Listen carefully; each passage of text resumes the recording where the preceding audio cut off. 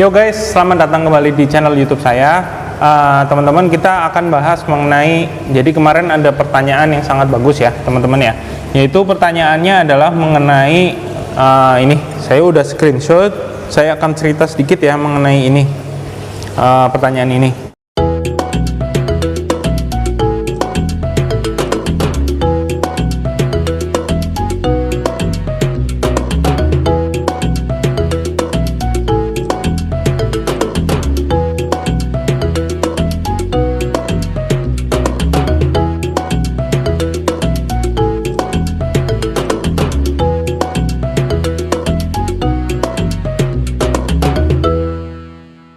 Jadi, Bang, kalau pelihara satu kura-kura aja, beli dari kecil, kemungkinan hidupnya berapa persen? Soalnya pengen pelihara, tolong jawab Bang, makasih.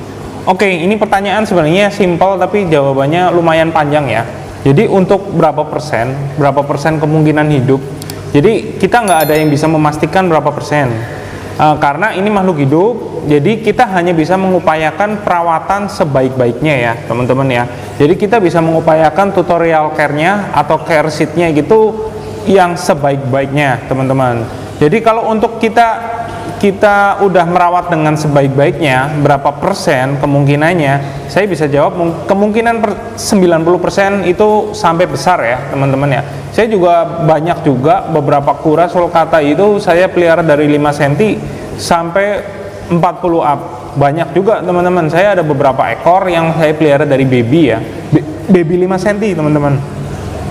Tapi memang dari kemungkinan yang nggak selamat juga banyak, walaupun kita ngasih perawatannya itu sama, nggak kita beda-bedain cara perawatannya, cuman yang survive itu ada beberapa, dan ada beberapa ya teman-teman ya. Jadi saya nggak bisa ngomong 100%. Jadi kalau misal saya pernah pelihara 5, itu 3 bisa sampai besar ya teman-teman ya. Yang 2 itu nggak selamat, nggak survive, dikarenakan pas kita membelinya memang dalam keadaan itu kurang begitu sehat ya teman-teman ya, kurang begitu sehat. Saya ingin mencoba bahwa barangkali saya bisa mentreatment, ternyata nggak selamat teman-teman.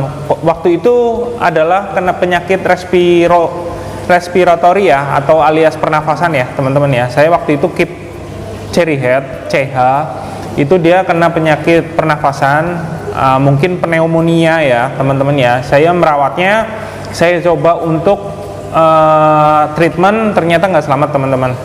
Tapi kalau untuk sulcata dari baby itu, kalau kita merawatnya dengan benar, tutorial care-nya teman-teman bisa nonton di video-video saya sebelumnya. 90% biasanya sampai selamat, sampai besar ya teman-teman ya. Nah itu untuk berapa persennya ya teman-teman ya, saya bisa jawab kurang lebih sekitar 90% kalau untuk sulcata. Nah kalau untuk cherry head sebenarnya forest tortoise itu sebenarnya lebih kuat ya teman-teman ya. Jadi kalau untuk pemula, nih saya jawab pertanyaan yang kedua. Untuk pemula lebih baik saran saya sih untuk memelihara forest tortoise aja ya teman-teman ya. Karena forest tortoise itu dia lebih tahan banting ya. Tahan banting itu artiannya dia nggak terlalu butuh suhu yang terlalu panas, terus kelembapan yang tinggi juga. Jadi kita cukup memeliharanya di kontainer, atau mungkin teman-teman kemarin ada yang komplain ke saya, katanya lebih baik memelihara itu chamber ya, close chamber ya. Close chamber itu dimaksud terrarium ya teman-teman ya. Jadi kemarin dia komplain ke saya untuk mengedukasi bahwa kandang terbaik itu close chamber, jadi kelembapannya itu terjaga. Yaitu sih terserah aja, memang bagus close chamber, tapi kan semua teman-teman keeper itu belum tentu bisa membeli terrariumnya ya teman-teman ya. Karena terrarium tuh harganya mahal ya teman-teman ya. Jujur aja saya bilang terrarium itu mahal. Jadi teman-teman kalau memang ingin memelihara dalam terrarium, boleh aja kalau memiliki budget yang lebih. Itu memang bagus teman-teman. Cuman teman-teman barangkali ingin memelihara kura-kura, ingin memelihara kura darat, tidak memiliki budget lebih untuk membeli terrarium, bisa juga menggunakan kontainer. Toh sama aja sih teman-teman kalau menurut saya. Kalau menurut saya ya, ini pribadi dari saya, karena saya memelihara di dalam kontainer seperti di video-video saya sebelumnya. Saya provide 2 lampu UVA dan UVB, itu sangat-sangat memadai ya teman-teman ya. Dan untuk pertumbuhannya walaupun nggak close chamber, tapi saya peliharanya di indoor, jadi kelembapannya juga bagus, lumayan terjaga. Saya biasa nge-keep itu dengan humid itu kurang lebih sekitar 60-70% kalau untuk di dalam indoor. Karena saya menggunakan water dish juga. Saya rasa sih itu udah cukup ya, 60-70%, walaupun memang idealnya di angka 80%. Cuma menciptakan angka 80% itu menjaganya juga nggak gampang ya teman-teman ya. Itu harus menggunakan terrarium itu.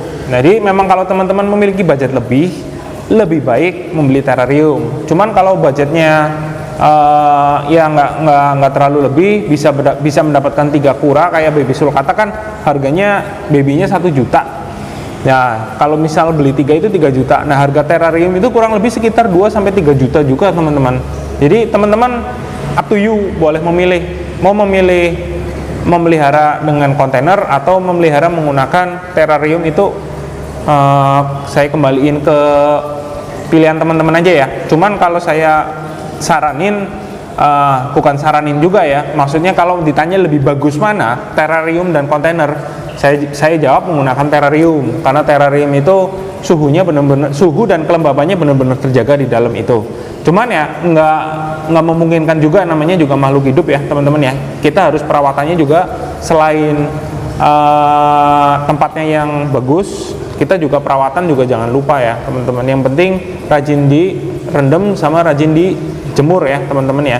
Karena kita suhunya di Asia tropis, di Indonesia tropis, jadi suhunya itu lembab, udah lembab juga, kita duduk diam aja udah berkeringat ya teman-teman ya. Nggak seperti di luar negeri, contoh di Four Seasons itu di Amerika itu mereka suhunya itu di sana kering ya, kering dan dingin ya teman-teman, nggak seperti di Indonesia lembab, kita duduk aja diam kadang berkeringat. Kalau di Amerika boro-boro teman-teman, butuh keringat itu harus olahraga yang ini ya, karena dingin di sana teman-teman. Oke. Jadi saya kembali lagi ke pertanyaan tadi selanjutnya. Untuk persentase itu saya bisa jawab kurang lebih sekitar 90% kalau kita merawatnya dengan baik, kura sulcata. Kalau untuk cherry head atau redfoot, kemungkinan hidupnya lebih tinggi lagi teman-teman, karena dia nggak terlalu ribet ya. Jadi penyakit dari cherry head dan torto forest lainnya itu paling umum adalah cuma satu, yaitu pernapasan. Jadi teman-teman harus benar-benar menjaga pernapasannya itu. Bagaimana cara menjaganya pernapasan tersebut?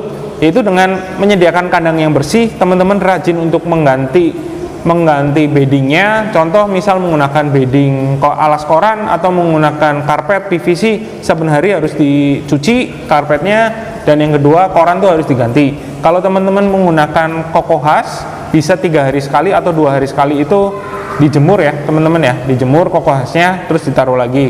Seperti itu kurang lebih sih tutorial care-nya. Terus apa beli dari kecil kemungkinan hidupnya berapa persen, tadi udah dijawab. Pengen pelihara tolong jawab bang, makasih. Oke, saya rasa sih untuk prosentasenya segitu teman-teman. Terus jawab pertanyaan satu lagi tadi mengenai kandang yang bagus, karena saya dikomplain jadi saya langsung upload aja di sini di video ini. Saya langsung jawab, walaupun saya udah menjawab melalui komen, cuman saya langsung jawab aja di sini. Jadi teman-teman lebih jelas dan lebih clear ya. Itu kembali ke pilihan masing-masing ya. Jadi yang penting kita memajukan torto di Indonesia ya teman-teman ya. Kita mengedukasi yang benar mengenai bagaimana cara merawat torto, cara merawat kura-kura darat supaya bisa sampai gede ya teman-teman ya. Oke teman-teman, bagaimana cara merawatnya udah ada di video-video saya sebelumnya. Terus juga bagaimana cara mengobatinya, bagaimana cara force feednya, teman-teman silakan flashback aja di video-video saya sebelumnya, itu saya udah menyediakan semua. Semoga membantu ya bagaimana cara tutorial care sheet-nya. Oke teman-teman, saya rasa itu aja teman-teman video ini. Thank you teman-teman yang udah menonton video saya dari awal sampai akhir. Jangan lupa untuk like, comment, dan subscribe. See you at next video. Bye bye.